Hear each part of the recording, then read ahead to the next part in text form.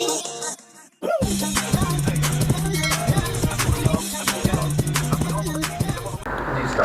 बताएं को अजोका से आपका कब से ताल्लुक बना और कैसा रहा अब तक? जी अस्सलाम वालेकुम, मेरा नाम रज़िया मलिक है और अजोका थिएटर मैंने आज से 28 साल पहले ज्वाइन किया था। ये 1995 की बात है। उस वक्त ड्रामा मैंने सबसे पहला इनका किया था आखिर कब तक, और बिल्कुल मेरे जो बच्चे इस वक्त जवान होके बच्चों के बाप भी बन चुके हैं, वो गोद में थे। और मुझे बड़ी खुशी हुई कि अजोका थिएटर वालों ने मुझे बुलाया, क्योंकि मैं ख़ुद भी अभी नई नई आई थी। उसके बाद फिर मरियापा से मुलाकात हुई, उन्होंने मुझे जंजालपुरा ड्रामा एक उन्हीं दिनों में हो रहा था 96 में, फिर जंजालपुरा किया। जंजालपुरे के बाद इनके मैंने बाकायदा तौर पे अजोका थिएटर ज्वाइन कर लिया।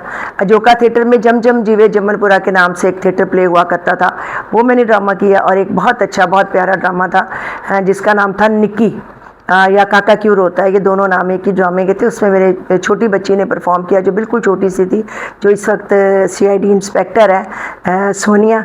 और मैं जब भी उसको देखती हूँ तो मुझे वो वाला ड्रामा हमेशा याद आता है कि ये वो निक्की है जो शाहिद साहब के ड्रामे की निक्की थी। फिर मदियापा ने उसको बाकायदा अजोका में कराया काम, और मेरी बेटी मेरा बेटा सारे ही काम करते रहे अजोका थिएटर के लिए। और जब से मैंने अजोका थिएटर ज्वाइन किया उसके बाद मैंने कमर्शियल थिएटर नहीं किया, क्योंकि मुझे ये लगता था कि असल काम जो है वो अजोका है।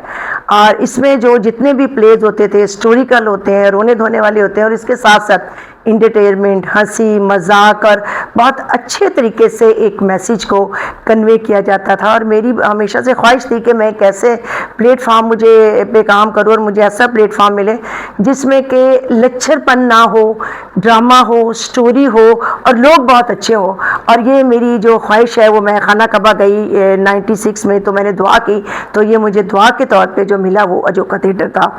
इससे और मैं अपने आप को इतना भी नहीं समझती थी कि मैं शायद पिछड़े चली जाऊँ अपने तौर पे, लेकिन मैंने इंटरनेशनल लेवल पे अजोका के साथ काम किया। सबसे पहले इंडिया परफॉर्म किया, बम्बई, दिल्ली, चंडीगढ़, आगरा, ताजमहल, बहुत सारी जगहों पे इंडिया परफॉर्म्स कर, बहुत बड़े बड़े इंटरनेशनल लेवल पे फेस्टिवल किए। फिर नॉर्वे किया, ओस्लो किया। तो इस बात की बड़ी खुशी होती है जब कहीं भी अजोका का नाम आता है या कभी कहीं कोई इंटरव्यूज़ आता है तो सरफहरिस्त जो मैं नाम लेती हूँ वो अजोका थिएटर का होता है, क्योंकि बहुत सी चीज़ें सीखने को मिलती हैं। अच्छा, कोई यादगार रोल के बारे में बताएं, वो जो आपने किया, लोगों ने कैसा पसंद किया, आपको कैसा लगा? बड़े मजे के रोल हैं, किसी एक दो का हवाला दें। जी मेरे सारे ही मज़े के कैरेक्टर थे इसमें, बल्कि शाहिद साहब का लिखा हुआ एक ड्रामा PTV का था एयरपोर्ट, तो एयरपोर्ट में मैंने लेडी सर्चर का करैक्टर किया। उसके साथ ही एक ड्रामा शाहिद साहब ने बड़ा मज़े का लिखा था, उसका नाम था बाला किंग।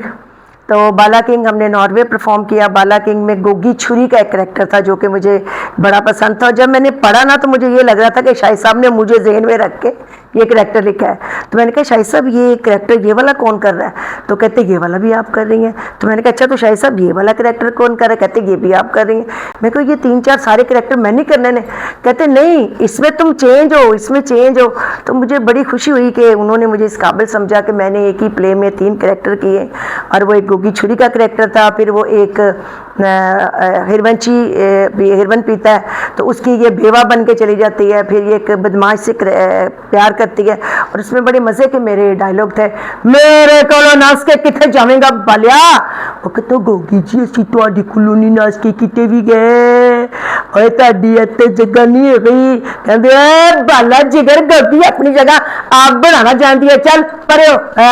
बाला जी जगह बन गई। तो इस टाइप का ये स्टेटमेंट अदालत में देती है जी, उसमें फिर ये जो क्या बयान होता है कि मेरे वो इन्होंने मेरा ख्याल कैसे रखा बालाजी ने जो मेरा ख्याल, हाँ जी, कहते हैं कि ख़वातीनो हजरात, मैं आज आपको सिर्फ इतना ही बताना चाहती हूँ कि बाला किंग साहब हमारे इलाके में फरिश्ता रहमत बन के नाजिल हुए।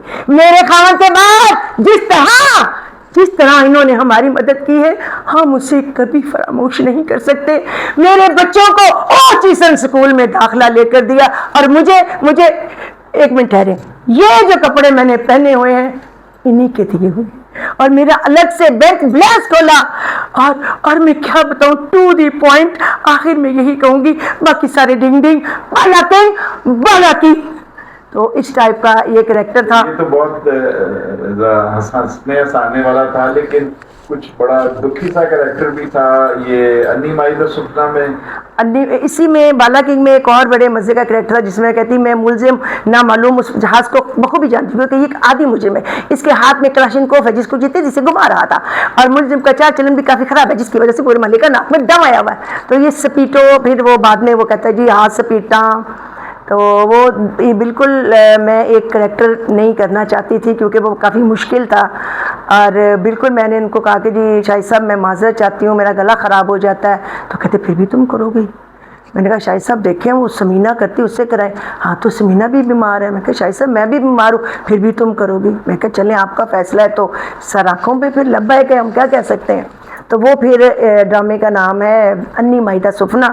तो वो हमने उसको इंटरनेशनल लेवल पे किया, एक बहुत बड़ा फेस्टिवल हुआ कराची में, उसमें भी वो हुआ, और बहुत ज़्यादा लोगों ने इस ड्रामे को पसंद किया, जिसमें कि एक ऐसी ख्वाहिश होती है एक इंडियन पाकिस्तानी की, मुस्लिम होती है, उसका दिल चाहता है कि मैं इंडिया जाऊं और जाके अपनी मुस्लिम सहेली को मिलूं, और ये हिंदू होती है।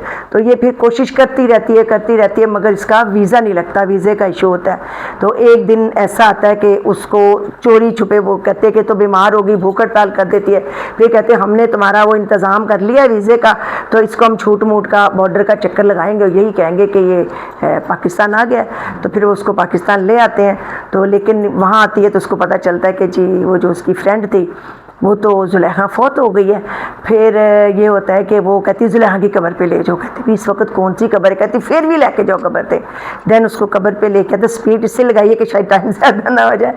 तो कब्र पे लेके आते हैं, तो उस वक्त कब्र पे मेरे बड़े मज़े के डायलॉग होते हैं। तो वो आके उसको जैसे उससे बात कर रही होती है, जुलेखा तो सोती है कि जागनी है? मैं तेरी सहेली जान की हड़िए मैं किन्या भरिया बा किन्ना लम्मा पैंडा करके तेरे को लाइया कि तू कब्रां च जा वड़ी है। सुलेखा तेनू मेरी आवाज आ रही है ना? नहीं उठ अड़िए वेखते सही किन्निया भरिया जो मेरे दिल के अंदर एक कंडा चुभ रहा सी, ते ओदी रड़क मैनू जीव नहीं सी देंदी। मैं मननी आ, मैं मननी मैनू भी चंगा लगता सी, पर वो ते तेनू ही प्यार करता सी। अड़िए तेनू ही प्यार करता सी। मैनू माफ कर दवी, जे तू मैनू ना माफ किया मैं ते सुख नाल मर भी नहीं सकती, मर भी नहीं सकती। ये कैरेक्टर इसमें था जानकी देवी का। अच्छा, ये कमर्शियल थिएटर का भी आपका तजुर्बा रहा है, और ये जोका जैसा एक थिएटर है, मकसदी थिएटर कह लें उसे, तो इसमें क्या फ़र्क है आपको लगता है एज एन एक्टर? शाहिद साहब मैं पहले कमर्शियल थिएटर पे ही मैं पहले कमर्शियल थिएटर पे ही आई थी, क्योंकि उसमें पैसा था, जब मुझे पैसे की ज़रूरत थी। साथ में मैंने रेडियो भी ज्वाइन किया, टीवी भी ज्वाइन किया। तो जब मैं अजोका आई तो मुझे लगा कि असल ड्रामा ये है, लेकिन फिर भी मैं कभी कभी कमर्शियल थिएटर कर लेती थी सिर्फ पैसों के लिए। लेकिन फिर जब बिल्कुल जैसे मेरा आखिरी ड्रामा था माशरतियाँ मिठे तू चीज़ बड़ी है मस्त मस्त, उसमें लोगों ने पसंद भी किया वो करेक्टर, उसमें लाइट कॉमेडी भी थी और करेक्टर भी बड़ा अच्छा था। लेकिन आहिस्ता आहिस्ता बिल्कुल जो ड्रामे से स्टोरियाँ वहाँ ख़त्म होती चली गई और डांस का रुझान आ गया। एक वक्त आया कि यहाँ वहाँ पे भाभी, मदर, बाप, ये करेक्टर ख़त्म हो गए, तो मैं इन करेक्टर्स में फिट होती थी। तो मैंने जब देखा यहाँ मेरी जगह ही नहीं है, तो मुझे अल्लाह ताला एक ऐसी जगह पे फिट कर दो जहाँ पे मेरी जगह बन जाए। तो मेरी फिर अजोका थिएटर में जगह बन गई। तो इस तरह फिर मैंने कमर्शियल थिएटर को खुद ब खुद छोड़ दिया आहिस्ता आहिस्ता, क्योंकि वहाँ पे बहुत सी अजीब बातें होती थी। वो मुझे लगता था कि मुझे ये बातें नहीं करनी चाहिए, और मदी आपा ने बहुत मुझे समझाया कि छोड़ो, तुम कहाँ चली गई हो, वहाँ पे इतनी गलत किस्म की बातें होती हैं, जुगतें होती हैं, और जुगतें तो फिर भी बर्दाश्त होती है, लेकिन इनडायरेक्टली वो लोग ख़वातीन की बेइज्जती कर रहे होते हैं, जो कि नहीं बर्दाश्त होती, क्योंकि मैं खुद भी एक औरत हूँ। चलिए, थैंक यू।